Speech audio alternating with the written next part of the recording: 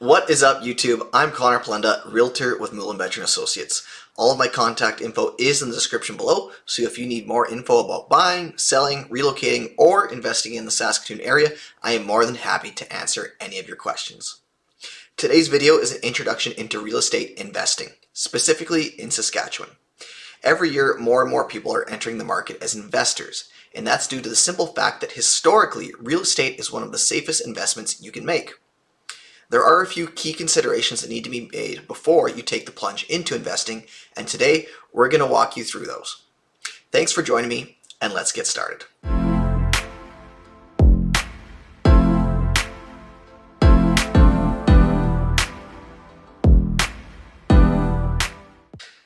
Let's begin with what exactly is real estate investing.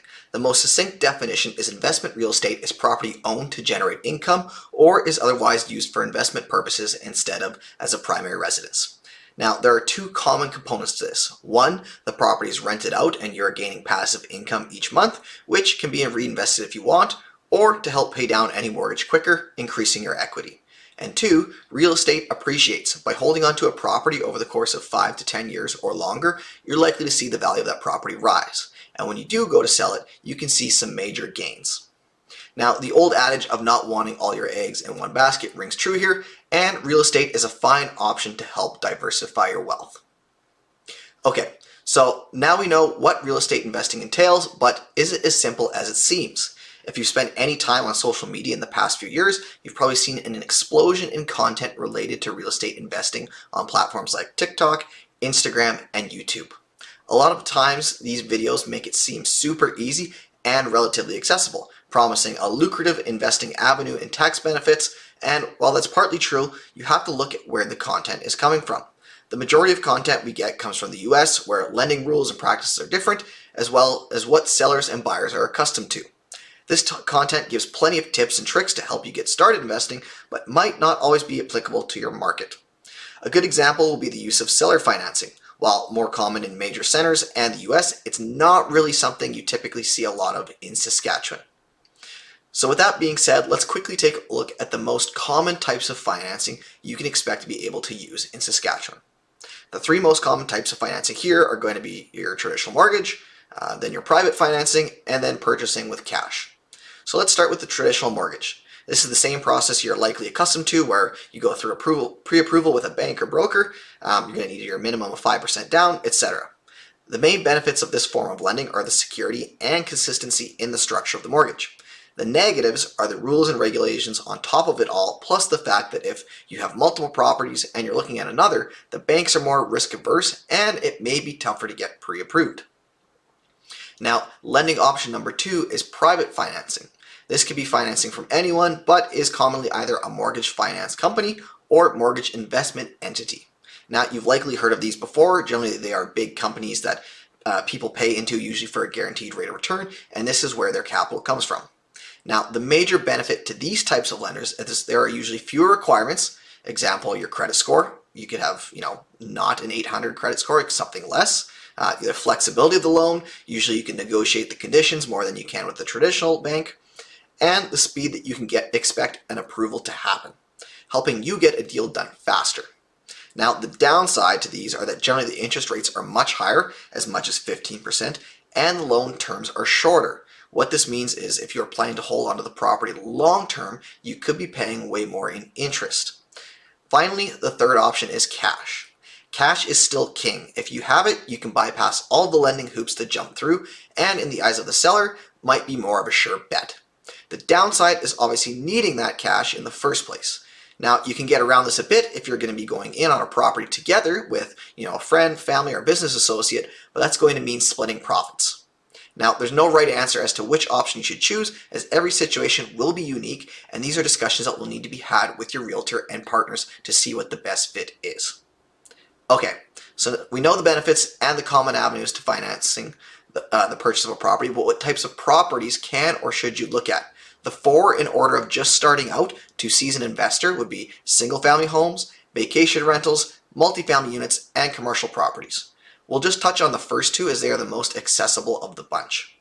Single-family homes are exactly what they seem to be, which is a standalone residential structure designed to be occupied by just one household. This house is an independent entity with its own land and facilities like a unique kitchen, separate walls, and individual utilities. Now, as previously mentioned, you can have a legal basement suite in these to increase revenue potential, which is usually what investors are looking for and becoming quite common.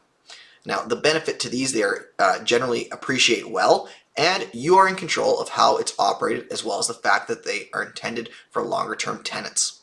The downside could be a higher initial cost, and you are on the hook for all the maintenance and upkeep costs. Plus, if you get a bad tenant, you could have quite the headache on your hands. And then the second most common would be vacation rentals. Generally, these are your Airbnbs or Verbos.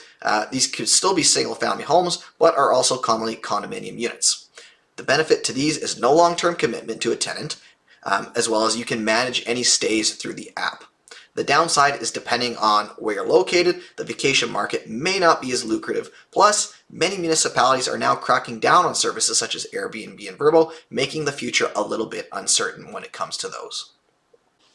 So, you're beginning to understand what's involved and decided you want to dip your toes into real estate investing. Here are some important thoughts to consider before investing. Number one is your financial readiness. Do you have enough for a down payment? Do you have enough to cover closing costs, etc.? Realistically, do you just have enough money to safely take on another property? Number two, analyzing your location and market. Are you going to be able to accomplish what you want where you are with minimal risk? Number three, property condition and maintenance. Now, it isn't free to own a property, and just because you can get one doesn't mean you're going to have the know-how or the money to properly maintain your investment. Number four, tenant screening and management. A bad tenant can turn a good investment into a poor one. Proper screening and figuring out how you're going to manage the day-to-day, week-to-week, and month-to-month operations is crucial. Now, if you're still on board, here's what I would recommend you do to set yourself up for success. Number one is conduct thorough market research. Make sure you're purchasing in a solid area that will appreciate, and that make sure you don't overpay for it. Number two, develop a solid investment strategy. What is your plan and end goal? It's important to have a plan for 2, 5, and even 10 years for your investment to make sure you are getting the most out of it. Number three, stay informed about market trends and regulations. You want to make sure your investment is safe and profitable, so being aware of interest rates, the market outlook, and any regulatory changes that might affect it is key. And number four, finally, build a reliable team of a real estate agent, property manager, contractors, etc. No one single person has all of the knowledge needed to effectively manage our real estate investment portfolio, so you're going to want to have people you trust to help guide and manage your assets. Hopefully you found today's video helpful and feel inspired to start your journey. If you have any questions or feel ready to build a portfolio, all of my contact info is located below. Please feel free to reach out at any time. I'd love to sit down and help. And if you found this information helpful, please don't forget to like and subscribe. Every week I release new content on various real estate topics that might just set you up for major success. Thanks for watching and have a great day.